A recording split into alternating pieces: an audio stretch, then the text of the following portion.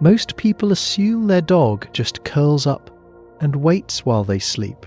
The truth is, far quieter, far stranger, and far more touching than that. There is a particular kind of quiet that only exists late at night.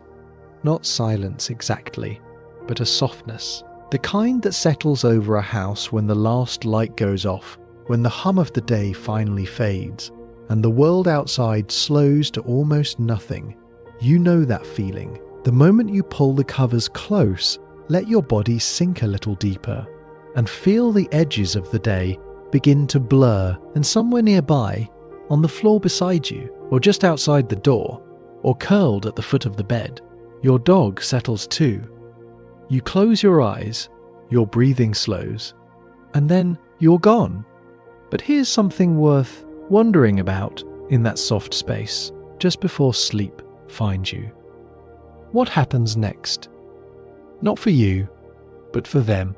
While you drift through your dreams, while the hours move quietly past midnight and toward morning, while you are completely unaware of the world around you, what is your dog actually doing? Most of us assume the answer is simple.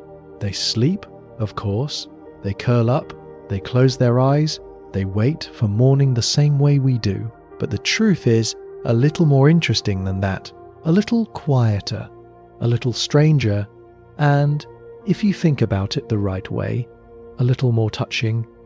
Because your dog, in the dark hours of the night, is living a small and gentle life of its own, dreaming in ways that may surprise you, moving through the house in ways that trace back thousands of years, sensing the world in ways your sleeping mind can't follow. And through all of it, in every quiet hour, between when you close your eyes and when you open them again, your dog remains connected to you in a way that is hard to put into words. This is the story of those hours, the ones you sleep through, the ones your dog does not.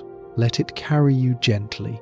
There's nowhere to be tonight, just this soft, unhurried story, and the quiet sound of a dog somewhere nearby, breathing slow and steady in the dark.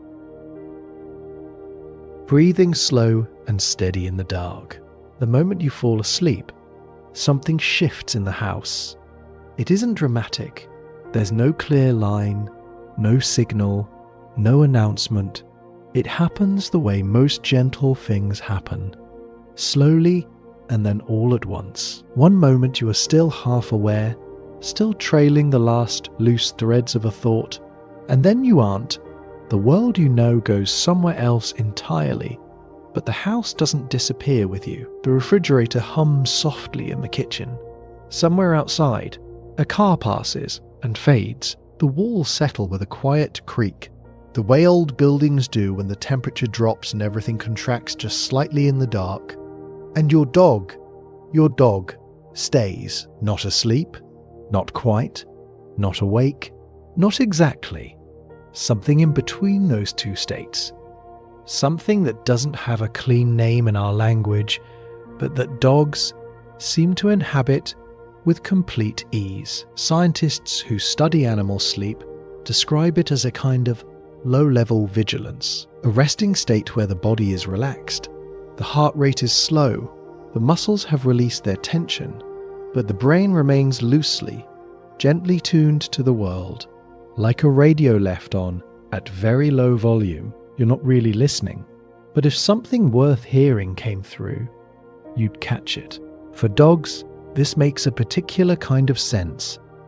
They are animals shaped by living alongside humans, and shaped, before that, by something older still, a time before houses and warm beds and the reliable safety of locked doors, a time when the night was something you moved through together, when awareness meant survival, and when resting completely meant trusting that someone else was still, in some small way, awake. That instinct doesn't vanish when your dog curls up on its bed. It just gets quieter, so while you sleep, your dog rests, but rests in a way that keeps one soft thread of attention connected to the house around it. A sound from the street, a shift in the air, the distant bark of a neighbour's dog, carried in on the wind. Each one is registered, considered in some automatic and ancient way, and then, finding nothing worth waking for, released. Let go. The house is safe. You are safe. That is enough. There is something quietly extraordinary about this.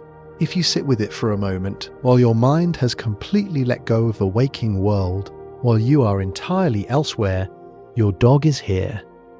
Present in a way you can't be right now. Aware in a way that requires nothing from it, except to simply be what it has always been. Not standing guard, not anxious, not waiting impatiently for morning to arrive. Just here. In the dark, in the quiet. With you, people sometimes wonder whether dogs feel the long wordless hours of night, the stillness of a house where nothing is happening and nothing is asked of them. But watch a dog in those hours if you ever happen to be awake when you shouldn't be, and what you'll see doesn't look like longing. It looks like peace. The particular uncomplicated peace of an animal that is exactly where it wants to be, doing exactly what it needs to do, in the presence of the one thing in its world that matters most, you. Sleeping, safe. That is enough for them. The house settles deeper into the night. The sounds from outside grow farther apart. The air cools by a degree or two, and somewhere in the dark, your dog exhales, long, slow, easy, and shifts slightly where it rests.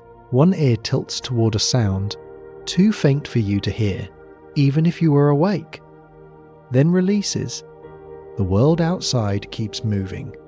The hours keep turning, and your dog stays, soft and still and quietly present, in the way that only dogs know how to be, in the way that they have always been, across every quiet night, for as long as humans and dogs have shared the same dark hours.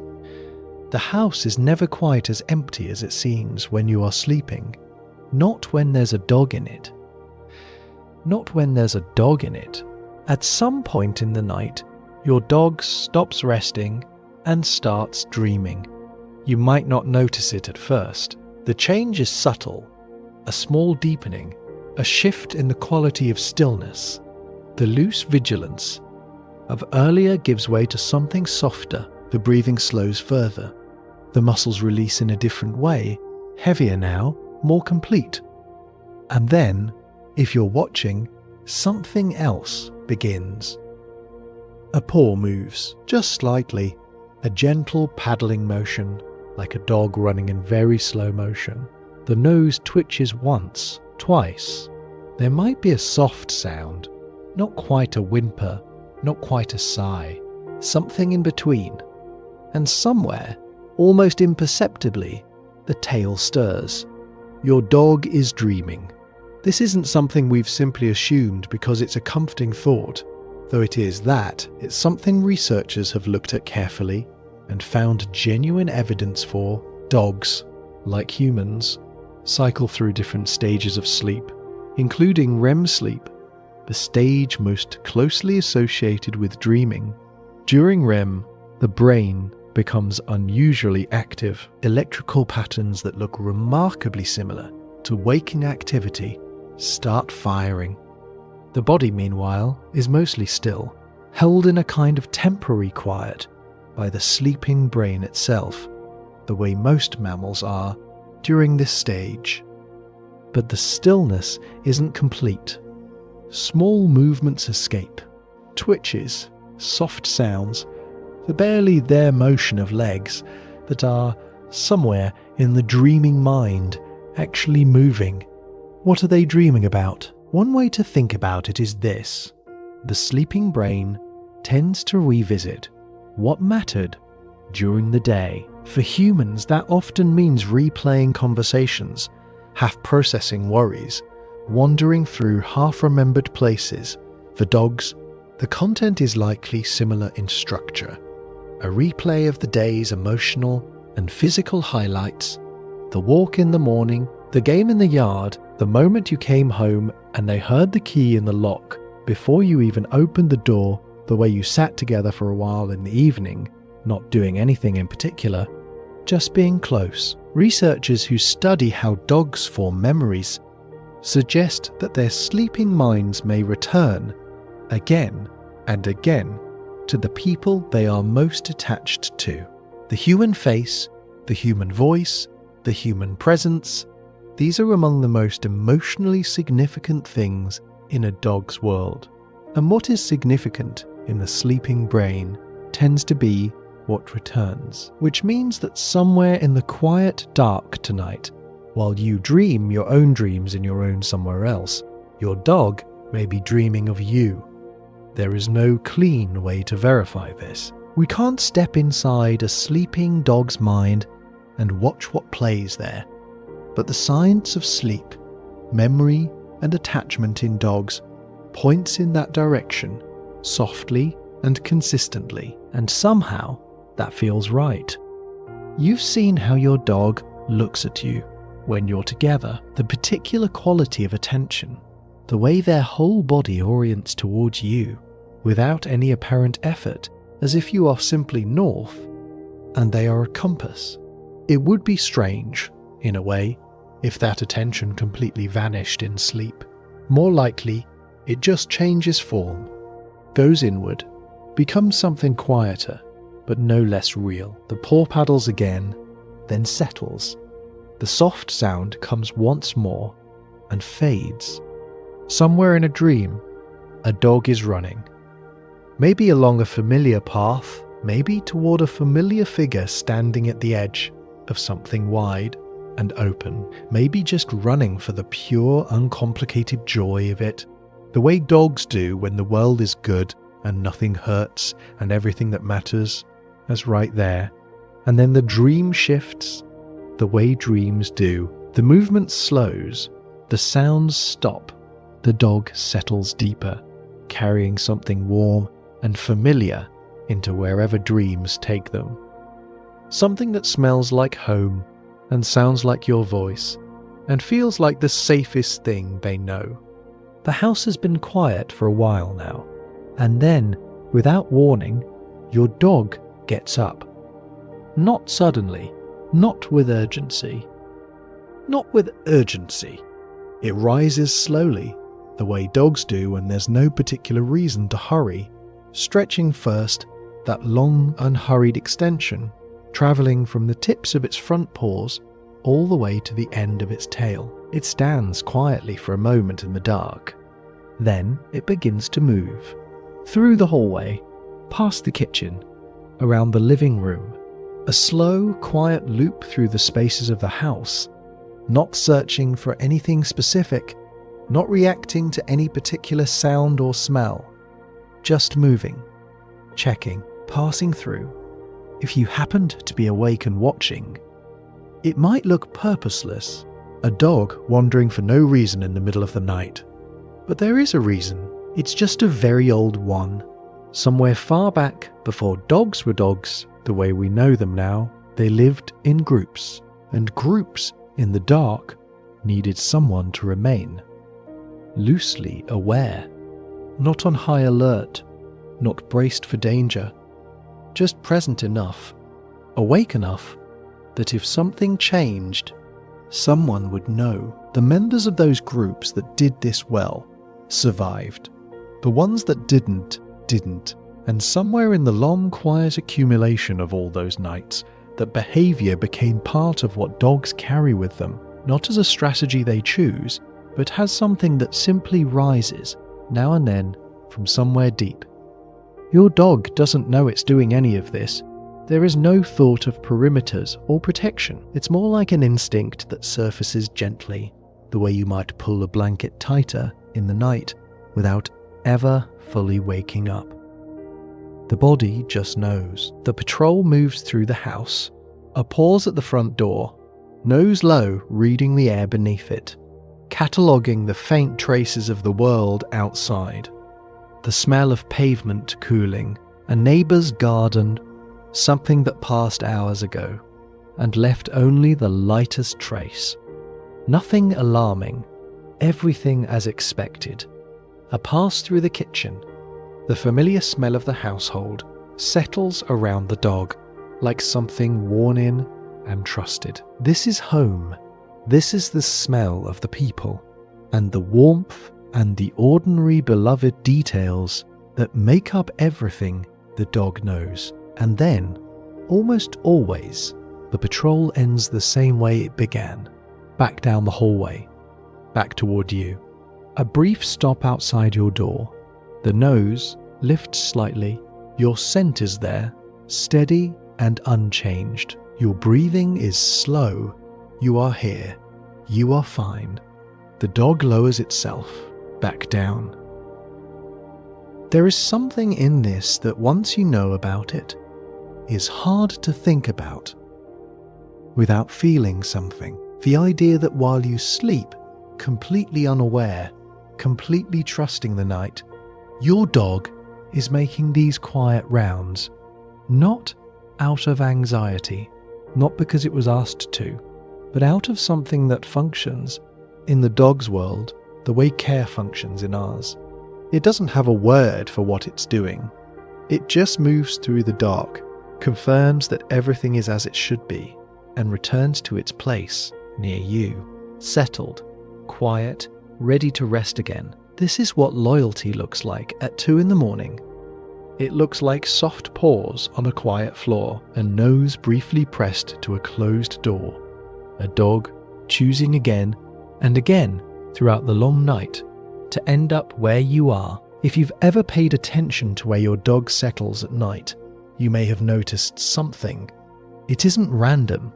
Night after night, your dog tends to return to the same general place, the same corner of the room, the same side of the bed, the same spot in the hallway that sits at the exact midpoint between your room and the rest of the house. It might seem like habit or a preference for a particular surface, but there's more to it than that. Where a dog chooses to sleep is in a quiet way, a kind of statement, not a deliberate one. Dogs don't plan these things the way we do, but the body makes choices the mind doesn't always articulate, and those choices, in dogs, tend to be organized around one thing above all else. You, a dog that sleeps near you, is telling you something. Not in words, not in any language you could look up, but clearly, in the way that only quiet things can be clear. I feel safest here. This is where I belong. Sleeping close to someone is, in the animal world, an act of trust. You don't sleep near something uncertain, or something that might harm you. You sleep near what feels like home, what feels like safe. And for your dog, that thing, that feeling of home and safe and right, is you. Some dogs press as close as possible, right up against the legs, or curled beside a sleeping human, or tucked so near that you wake to find you've been gently claimed. These are the ones for whom closeness is the primary language, who communicate mostly through presence, through contact, through the simple and complete fact of being near the person they love most. Others choose nearby rather than beside. A dog bed in the same room, positioned to see the door and also, without turning, to be aware of you. This isn't distance. It's two things held at once, connection and watchfulness, close enough to feel safe, far enough to keep the larger world in view. And some dogs choose the hallway or the top of the stairs, or some threshold between one room and another. These spots, if you map them, are almost always the positions from which the most of the household is visible. The entrances, the routes, the places where the outside world could most easily make itself known. From the outside, it looks like an odd place to sleep. From the inside, it may be the only logical one. What all of these choices share is that they are, in one way or another, oriented around you. Even the dog that sleeps furthest away will usually have placed itself on the route between you and the outside, between you and the night, not dramatically, not with any obvious sense of purpose, just quietly, naturally, the way water finds its level without being told. There is a particular comfort in understanding this. The next time you notice your dog settling into that same chosen spot, the one it returns to every night, without fail, as if pulled there by something it doesn't need to name. You can see it for what it is, not just a sleeping place. A small, soft, wordless declaration. Your dog turns its slow circles, that ancient motion, carried down through thousands of years, from ancestors who turned down grass and leaves under open skies. It exhales, it settles, and once again, without ceremony, it chooses you. Somewhere past midnight, the night reaches its deepest point. You can feel it sometimes, even in sleep, that particular quality of stillness belonging only to the hours between 2 and 4 in the morning, when the world has not yet begun to think about waking up, when even the occasional sounds of the night grow sparse and far between. This is when your dog sleeps most deeply. The light vigilance of earlier has gradually released. The dream cycles have moved through their rhythms and settled.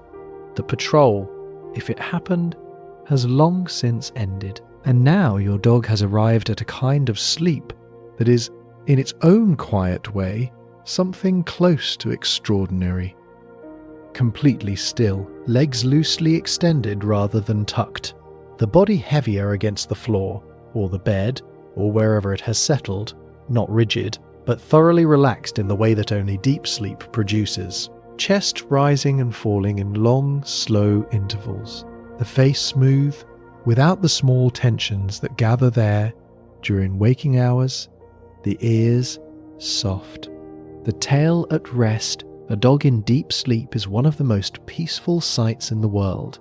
There is a total quality to it, a completeness that is rare to observe in any living creature. No part of them is somewhere else. No part of them is worrying or anticipating or rehearsing tomorrow. They are simply, entirely here, asleep, at rest in the most complete sense of the word. And inside that stillness, something important is happening. This deep stage of sleep is when the brain does its most significant quiet work, not processing new information. There is none to process right now, but consolidating what already came in, organizing the experiences of the day, strengthening the connections between things that were learned, or felt, or remembered, filing away what matters, releasing what doesn't. For your dog, this means the walk this morning is being encoded more deeply into memory. The moment you threw a ball and they caught it perfectly, and you laughed, that is being settled somewhere permanent. The way the afternoon light felt on the porch, the sound of your voice in the other room, the particular weight of your hand on their head when you said goodnight, all of it being quietly kept.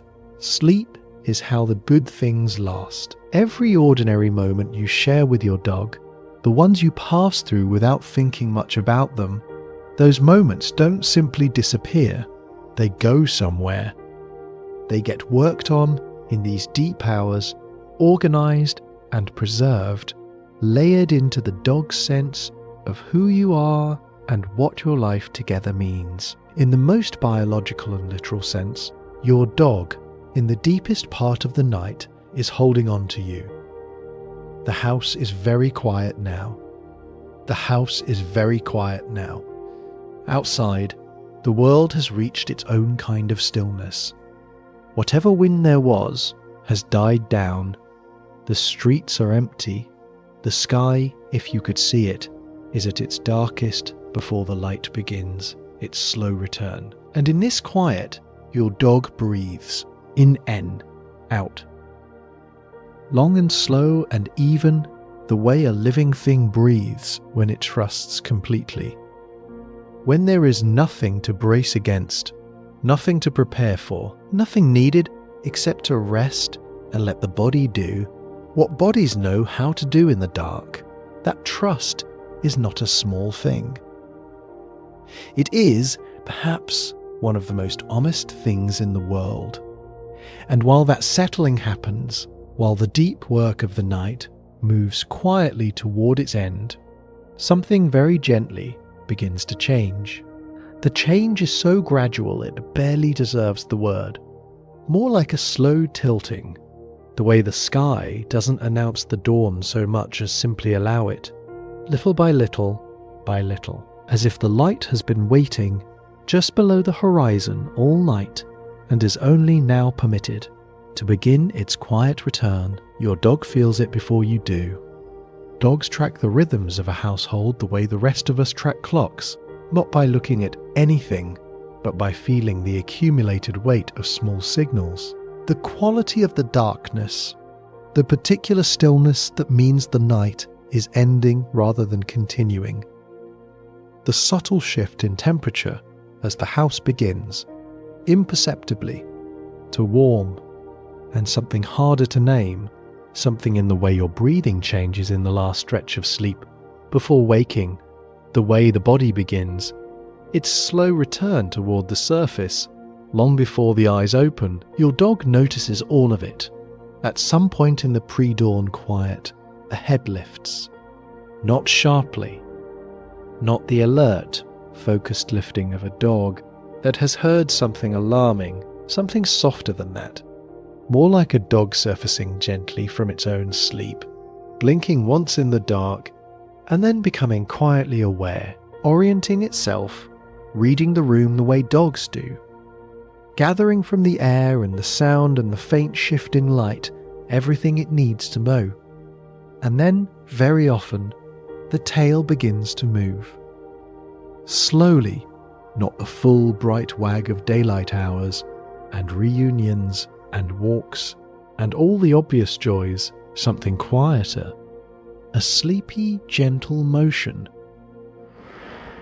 Almost like the tail is simply remembering how to be happy before the rest of the body has caught up. Your dog is waiting for you to wake up. Not impatiently. That's what's easy to miss if you're not paying attention.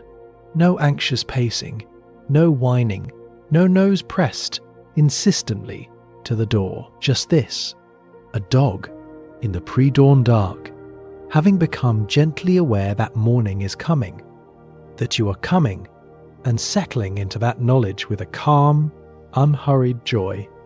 It has nowhere to be. It doesn't need this to happen faster.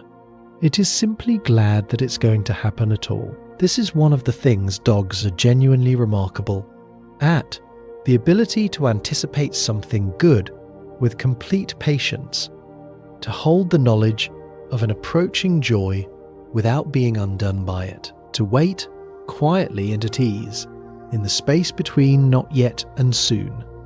The tail moves again, slow and steady. The head stays lifted, pointed in your direction. Not watching exactly, more just facing you, oriented toward you the way it always is, the way it has been all night in one form or another.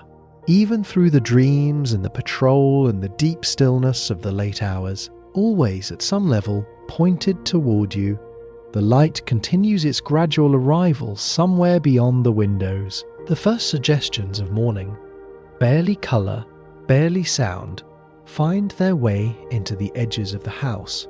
Your body, somewhere beneath your awareness, begins the long, slow climb back toward the surface, and your dog waits, still, warm, present, ready to meet you exactly where you are, exactly as you are, the same way it has been ready every single morning of the life you have shared together, with nothing required of you, with everything already given. So now you know, the night was never as empty as it seemed.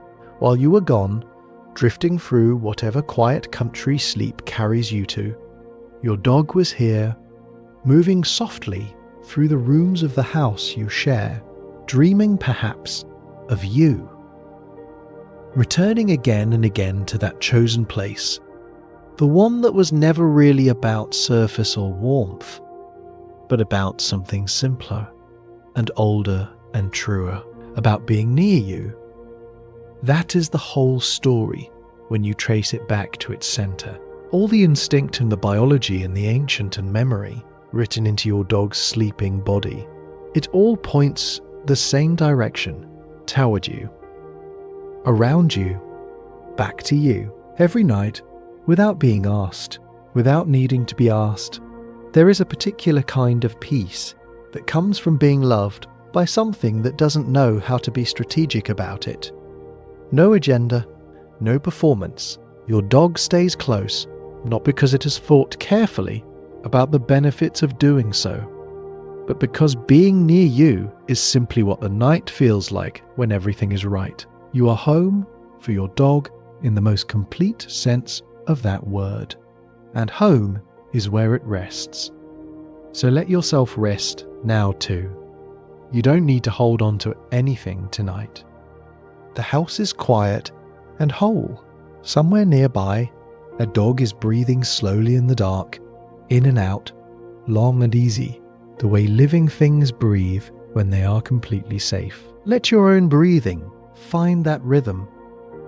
Slow, easy. There is nothing you need to carry tonight. Nothing unfinished. Nothing waiting. Just the quiet. Just the dark. Just the soft, steady presence of something that loves you, without condition, sleeping close, keeping its gentle watch. You are not alone. The night is kind. Rest now.